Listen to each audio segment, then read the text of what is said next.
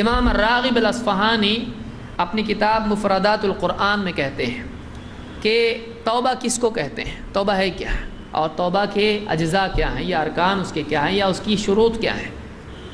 بہت سارے لوگ توبہ جانتے نہیں ہیں، اس لیے ان کے ذوم میں وہ توبہ کرتے ہیں، لیکن حقیقتاً اللہ کے ہاں توبہ ہونا چاہیے۔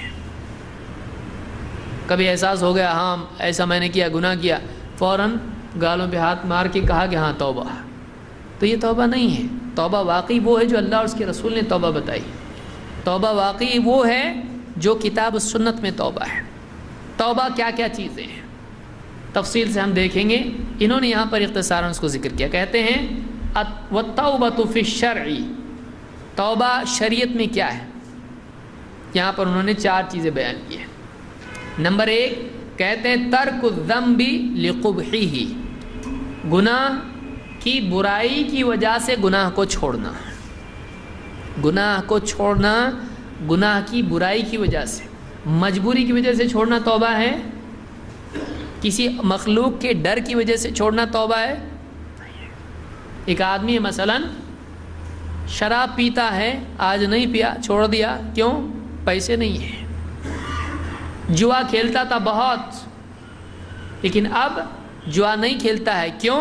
اس لیے کہ گھر میں پیسے کم پڑتے ہیں جوا کھیلنے کی وجہ سے، خرچے گھر کے بڑھ گئے ہیں، اس مہینے میں جوا نہیں کھیلوں گا۔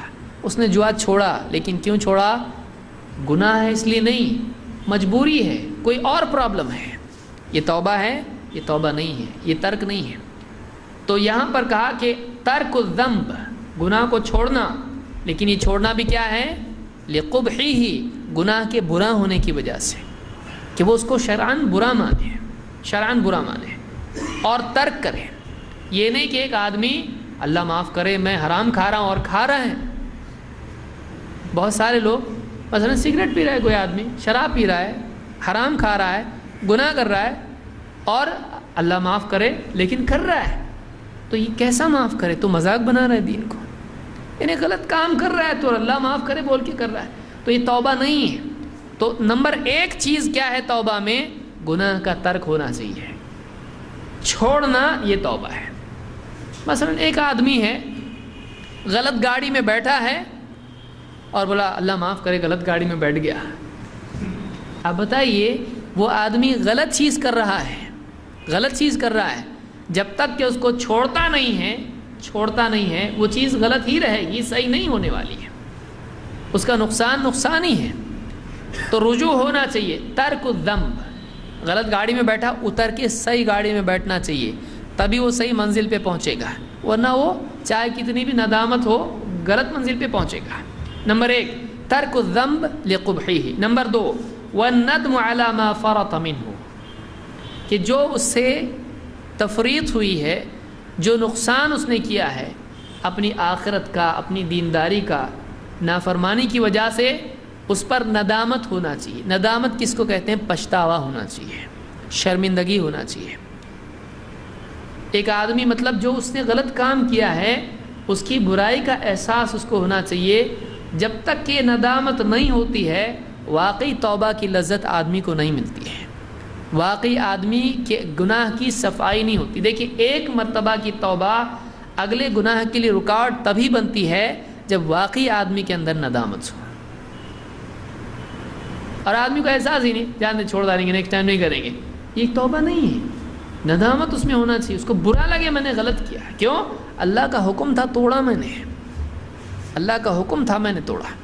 ایک آدمی یعنی ڈیل کرتا ہے بزنس کی، اگر وہ ڈیل غلط نکلے اس کی، پچھتاتا ہے آدمی، کیوں میں نے کیا ایسا؟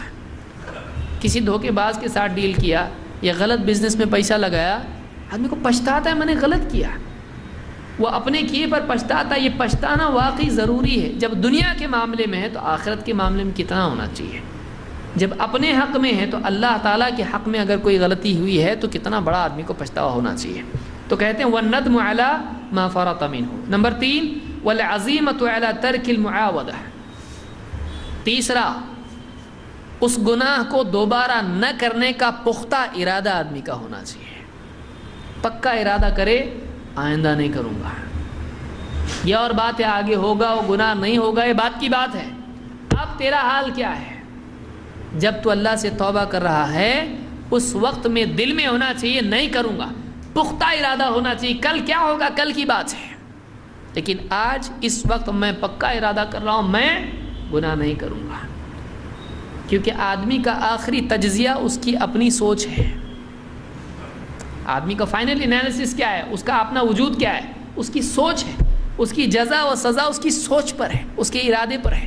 آدمی کا اصل اس کی نیکی اس کی نیت پر مبنی ہوتی ہے۔ آدمی کا ایمان اس کے قلب پر مبنی ہوتا ہے، باقی اس کی ساری فروعات ہیں، اس کی تفصیل ہے، لیکن اصل آدمی کیا ہے؟ اس کا اصل تجزیہ اس کا اپنی سوچ پر ہے۔ تو اخیر میں وہ ارادہ اس کا پختہ ہونا چاہیے، آدمی کا ارادہ پختہ ہو کہ نہیں کروں گا میں۔ اور کہتے ہیں 4 وَتَدَارُكِ مَا أَمْكَنَهُ أَن يَتَدَارَكَ مِنَ الْأَعْمَالِ بِالْإِعَادَةِ، اور کہتے ہیں کہ جو کچھ اس نے عمل غلط کیا تھا یا جو کچھ بھی غلطی اس سے عمل میں ہوئی تھی واپس وہ عمل کرے، یہ بھی توبہ ہی میں داخل ہے۔ اس عمل میں تدارک کرے، جو غلطی ہو گئی تھی اس کی، مثلا کوئی غلط کام کیا تھا اس کی بھرپائی آدمی کرتے ہیں، بھرپائی کرے، تو یہ بھی توبہ میں آتا ہے۔ اسی طرح سے آگے کہتے ہیں فَمَتَى اجْتَمَعَتْ هَذِهِ الْأَرْبَعُ فَقَدْ كَمُلَتْ شَرَائِطِ التَّوْبَةِ، کہتے ہیں یہ 4 چیزیں جب جمع ہو جائیں تو توبہ کی شرائط پوری ہو گئی ہیں۔ امام النووی اس میں ایک شرط اور جوڑتے ہیں۔ امام النووی کہتے ہیں کہ ایک شرط کیا ہے؟ کہتے ہیں وَهُوَ رَدُّ الظُّلَامَةِ إِلَى صَاحِبِهَا أَوْ تَحْصِيلُ الْبَرَاءَةِ مِنْهُ، اگر کسی بندے پر ظلم کیا تھا، کسی کا مال ہڑپ کیا، کسی کے ساتھ کوئی زیادتی کی، تو اس کی بھرپائی کرے، وہ مال اس کو لوٹائے، اس کی چیز اس کو دے، یا کم سے کم اس سے معاف کرا لے، اس سے معاف کرا لے۔ اگر کسی سے بدسلوکی کی تھی معافی مانگے، اس سے معاف کرا لے۔ نہیں، اگر گالی دی تھی، مارا پیٹا تھا، تہمت لگائی تھی، کچھ بھی اس طرح سے اس کے حق میں کیا تھا، اس کے مال، اس کی جان، اس کی عزت وغیرہ کے معاملات میں، قیامت کے دن وہ آئے گا، اپنا حق مانگے گا، اس کی نیکیاں دینی پڑیں گی اس کو۔ تو یا تو اس کی بھرپائی کر دے اگر وہ مالی اعتبار سے ہے، یا پھر اس سے معاف کرا لے، تب جا کر وہ گناہ معاف ہوگا۔ توبہ یہ ہے، اس کو توبہ کہتے ہیں۔ امام نووی نے شرح مسلم میں اس کو ذکر کیا ہے۔ تو توبہ کی شروط ہیں، آدمی کو یہ کرنا چاہیے، ورنہ آدمی مخلوق کے سامنے مخلوق پہ ظلم کرتا رہے گا، مسجد میں جا کے نماز پڑھے گا، کبھی کوئی حج کر لیا، عمرہ کر لیا، سارے گناہ معاف، پھر واپس اگلے سال، پھر اگلے سال، کیونکہ مال دیا اللہ نے۔ ایک آدمی کو چاہیے کہ جن کا حق ہے ان سے ان کی ادائیگی کرے یا معاف کرا لے، معاف کرا لے۔ تو بہرحال یہ توبہ کی شروط ہیں۔